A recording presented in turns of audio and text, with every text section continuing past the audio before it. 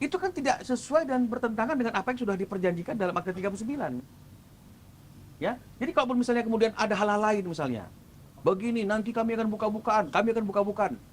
Ya saya harus sampaikan, saya bosan dengan kata-kata nanti akan kami buka-bukaan. Gitu. Karena itu sudah selesai.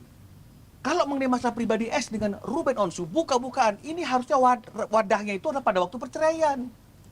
Ayo buka-bukaan, ayo rekonvensi, gugatannya Ruben, ayo saling mencari kebenaran. Apa yang menjadi penyebab perceraian, siapa yang salah, siapa yang benar, itu oke.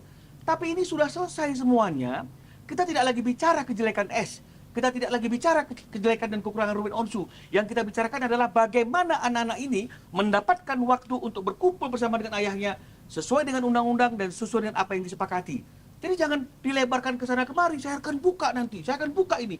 Ini orang ayah ingin mendapatkan hak untuk bertemu anaknya, kok bicara mengenai masalah hal-hal yang ingin mempermalukan ayahnya. Nah, inilah yang selalu saya sampaikan itu, janganlah artinya teman-teman yang artinya berpihak kepada sebelah itu mengatakan, oh kan gampang, ini banyak cerita, Ruben datang aja ke sekolahnya. Apakah dia tidak tahu? Apakah dia berpikir kalau Ruben datang terus dengan gampang dia bisa mengambil anak itu dan kemudian bisa berkomunikasi dan berinteraksi? Karena anak-anak juga dijaga oleh babysitternya, oleh pengasuhnya, oleh drivernya. Jadi kalau misalnya kemudian Ruben datang dan kemudian mengambil anak itu, maka akan terjadi adegan tarik-tarikan. Ini akan memberikan tekanan psikis yang nggak bagus bagi anaknya. Makanya Ruben tidak pernah mengambil langkah itu. Ini juga tidak baik untuk perkembangan psikis anak. Jadi ini kami sampaikan tentu dengan bukti-bukti yang ada pada kami. Bagaimana anak-anak ini juga sebenarnya tertekan pada ketua KPAI. Bagaimana saya yang bayar biayanya, cuma ada di situ saya yang bayar, tapi saya tempat duduknya aja dipisahkan gitu. Saya duduknya di sini, anak-anak duduknya di sana dengan orang lain gitu misalnya. Ya teman pria ibunya kan begitu ya. Kan lucu nih. Padahal semua dari situ karena biaya Ruben. Terlepas dari biaya, jangan nanti dianggap kita biaya-biaya terus. Tapi kan ayah kandungnya adalah Ruben. Tapi tempat duduknya jadi dipisahkan gitu. Dan dia juga tidak mendapatkan akses untuk bisa bertemu dengan leluasa ke anak-anaknya itu. Bahkan ketika break ketemu sama anak-anaknya, seperti yang tadi dilihat di postingannya Ruben, dia bercanda dengan anaknya, diberikan semangat. Tapi dia sebagai ayah kandung, ya patut diduga diminta oleh ibu kandungnya, diawasi oleh teman pria ibu kandungnya. Jadi kan terlihat dengan jelas bahwa pria teman ibu mengawasi itu seperti orang seperti dialah yang punya anak gitu ya. Jadi bagaimana artinya itu ada kondisi yang seperti itu yang dilakukan oleh seorang ibu. Kalau memang dia sayang sama anaknya, dia juga harus tahu bahwa anak-anak ini juga perlu kasih sayang seorang ayah. Jangan juga menjatuhkan dan menjelek-jelekan ayahnya, karena bagaimanapun seorang anak pasti akan selalu bangga kepada ayah dan orang tuanya, terutama anak perempuan akan selalu bangga dengan ayahnya. Dan kalau kita lihat sampai akhir postingan itu, video itu, di saat terakhir nanti itu ada kondisi ketika masih dipeluk ya, digendong sama si Ruben, tangan anaknya ditarik sama S, ya ditarik gitu misalnya. Dan Ruben nggak mau ada keributan, dia turunkan.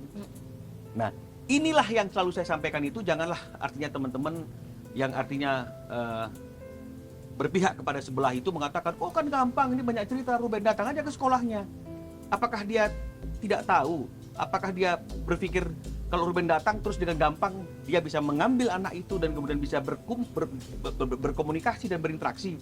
Karena anak-anak juga dijaga oleh babysitternya, oleh pengasuhnya, oleh drivernya. Jadi kalau misalnya kemudian Ruben datang dan kemudian mengambil anak itu, maka akan terjadi adegan tarik-tarikan. Ini akan memberikan tekanan psikis yang nggak bagus bagi anaknya. Makanya Ruben tidak pernah mengambil langkah itu, termasuk untuk datang ke rumah. Jadi yang diutamakan oleh Ruben adalah cara yang elegan. Apa tuh cara elegan? Sudah diatur kok di akta, jalankan saja. Sudah diminta kok dengan santun, jalankan saja. Dan harusnya kalau memang ada etikat baik, ada niat baik, anak-anak itu nggak boleh mengatur. Karena dia masih di bawah umur, harus orang dewasa lah yang mengatur dia. Jadi harusnya disampaikan, kamu jangan playdate dulu hari ini. Karena minggu ini kamu harus bertemu dengan ayah kamu. Kamu playdate main sama ayah kamu. Tapi kan ini tidak. Selalu dikatakan, oh anak-anaknya nggak mau, anaknya playdate. Itu kan tidak sesuai dan bertentangan dengan apa yang sudah diperjanjikan dalam Akta 39. Ya, jadi kalau misalnya kemudian ada hal-hal lain misalnya, begini nanti kami akan buka-bukaan. ya saya harus sampaikan, saya bosan dengan kata-kata nanti akan kami buka-bukaan. Karena itu sudah selesai.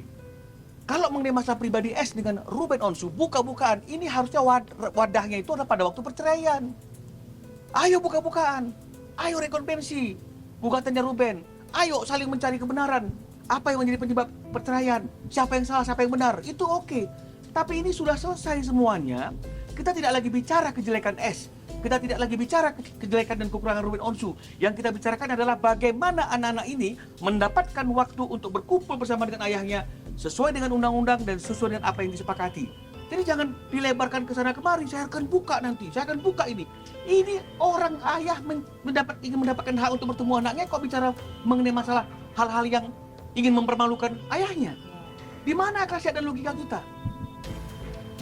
Jadi inilah yang mau kami sampaikan, dan mudah-mudahan langkah awal ini akan menjadi langkah yang membawa hal yang terbaik bagi anak-anak dan juga tentunya bagi Ruben Onsu dan semua pihak. Saya kira seperti itu. Bang, untuk menegaskan, Dalam minggu ini kalau tidak ada halangan kita akan daftarkan. Bang, untuk menegaskan kembali, berarti kan tadi. Ya nggak bisa persisnya kan, artinya kalau selesai hari ini kalau Ya. bisa besok. Tadi kan perjanjian di dalam perjanjian yang pasca cerai itu kan Abang bilang tadi sebenarnya ini terjadi setelah Juni 2024, baru aksesnya dari korban ini susah. Nah, sebelumnya itu sebenarnya gimana, Bang? Apa sejak ada teman prianya ini atau sebelumnya fine-fine aja terus? Artinya kalau mengenai masalah apakah terpenuhi apa tidak 2-3 harinya tidak. Ya, untuk Ruben tidak. Sejak bercerai itu. Tapi kalau misalnya kemudian artinya Ruben diberikan waktu, misalnya tadi dia cerita untuk ada waktu senggangnya anak-anak, nggak ada aktivitas, terus kemudian Ruben dihubungi misalnya seperti itu, ini anak-anak hari ini longgar, dibawalah jalan, karena waktu cuma dikasih 1 hari. Ya. Jadi bukan 3 hari ya, bukan berkumpul tapi bertemu. Jadi Ruben bilang tadi sama ketua KPAI, jadi saya harus cari akal katanya, bagaimana caranya supaya dalam 1 hari itu ada maksimal pertemuan dengan anak-anak ini. Sehingga akhirnya dari pagi sampai sore saya ajak ke mall yang di dalamnya itu ada mainan, ada makanan, ada shopping. Ya. Semua dari situ. Dan ternyata anak-anak ini selama ini tidak pernah dibawa ke sana oleh ibunya. Sehingga ketika dia masuk ke dalam wahana permainan itu, dia naiki wahana itu 8 kali, 9 kali karena dia Excited. nggak pernah, ya. Nah, jadi wajar kalau kemudian setelah itu anak-anak kelelahan dan mungkin tidak enak badan. Tapi yang keluar adalah asal ketemu ayahnya, anak-anak sakit. Jadi memang selalu penggiringan-penggiringan supaya anak-anak ini dianggap tidak baik kalau bertemu dengan ayahnya. Dan setelah hal itu, ya sampai hari ini ya masih belum ada lagi waktu yang membuat Ruben bisa berkumpul bersama dengan anak-anaknya. Kalaupun sekarang misalnya kemudian ada kondisi diinformasikan tentang dia mau ke Singapura, anak-anak dan kemudian karena Ruben mau ke umroh makanya di Juli, itu kan karena masalahnya sudah menjadi besar seperti hari ini.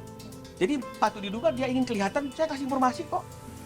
Tapi selama ini kan tidak seperti itu. Bukan hanya sekedar informasi, tapi juga diajak rundingan. Tadi kan sudah lihat, mendiskusikan. Jadi kalau ulang tahun, anak-anak mau ulang tahun, boleh tidak? Mau di sini, di situ. Kan inilah namanya diskusi. Bukan lu datang ya ulang tahun anak-anak. Itu bukan diskusi, itu pemberitahuan. Oke, ada yang lain? Mungkin terakhir untuk sosok orang ketiga yang selalu yaitu ikut berperan yang di luar keluarga, seperti apa, ada peringatan keras nggak sih Bang, yang nggak terlalu ikut campur gitu? Ya kan Ruben sudah memperingatkan. Ya Ruben lah orang yang paling berhak untuk memperingatkan orang-orang yang bukan keluarga, bukan ibu dan bukan ayah, untuk selalu ikut campur dalam kehidupan anak-anak dan Ruben dan S. Ya, Ruben sudah memperingatkan. Ya, ini bicara mengenai masalah etika. Masalahnya adalah orang itu paham nggak bahwa posisi mereka itu adalah terlalu maju. Kalau mereka nggak paham, kita kan capek ngomong sama orang yang nggak nalar. Kalau saya tidak mungkin memperingatkan, karena saya kan nggak ada kepentingan apapun di sini kecuali kepentingan hukumnya Ruben.